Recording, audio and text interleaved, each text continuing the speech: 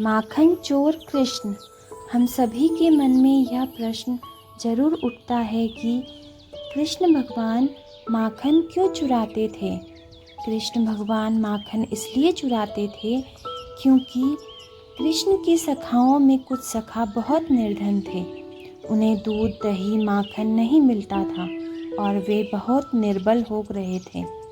इसी कारण कृष्ण जहाँ बहुत माखन होता योजना बनाकर चोरी करते और अपने सखाओं को खिलाते थे, जिससे वे हष्ट पुष्ट हो सके। इसलिए उनका नाम माखन चोर पड़ गया। इसी संदर्भ में एक कथा मैं आपको सुनाती हूँ।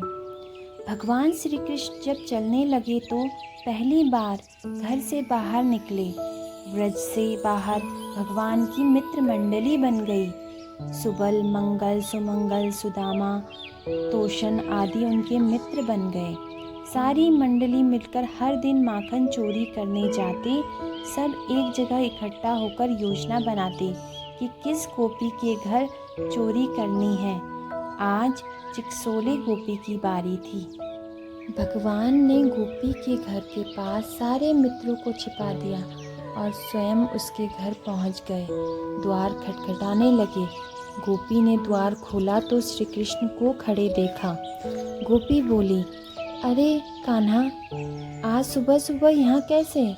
कन्हैया बोले, गोपी क्या बताऊँ, आज सुबह उठते ही मैया ने कहा, लल्ला तू चिकसोले वाली गोपी के घर चले जाना और उससे कहना आज हमारे घर में संत आ गए हैं। मैंने तो ताज़ा मक्खन निकाला नहीं है।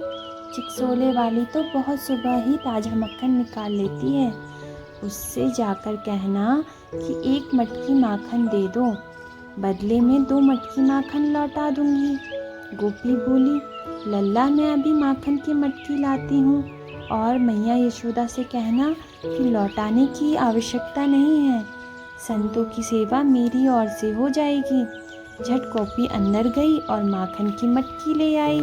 वह बोली, ये माखन लो और यह मिश्री भी ले जाओ। श्री कृष्ण माखन लेकर बाहर आ गए। गोपी ने द्वार बंद कर दिया। श्री कृष्ण ने सारे सखाओं को पुकारा। भगवान बोले, जिसके यहाँ चोरी की हो उसके द्वार पर बैठकर खाने में ही आनंद आता है। सभी गोपी के द्वार के बाहर बैठ गए।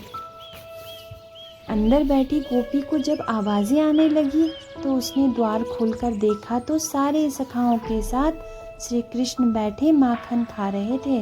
गोपी बोली, क्यों रे कन्हैया, माखन संतों को चाहिए था ना, या इन चोरों को? कृष्ण बोले, देखो गोपी, ये भी किसी संत से कम नहीं है। सबके सब नागा संत हैं। देखो, किसी ने भी वस्त्र धारण नहीं किए हैं। तुम इन्हें दंडवत प्रणाम करो। गोपी बोली, अच्छा कान्हा, इन्हें दंडवत प्रणाम करूं? रुको, अभी अंदर से डंडा लेकर आती हूँ। गोपी झट से अंदर गई और डंडा लेकर आई। कृष्ण ने कहा, मित्रों भागो, नहीं तो गोपी प्रसाद दे देगी। ऐसे ही श्री कृष्ण की कथा का आनंद लेने के लिए चैनल को सब्सक्राइब करें। धन्यवाद।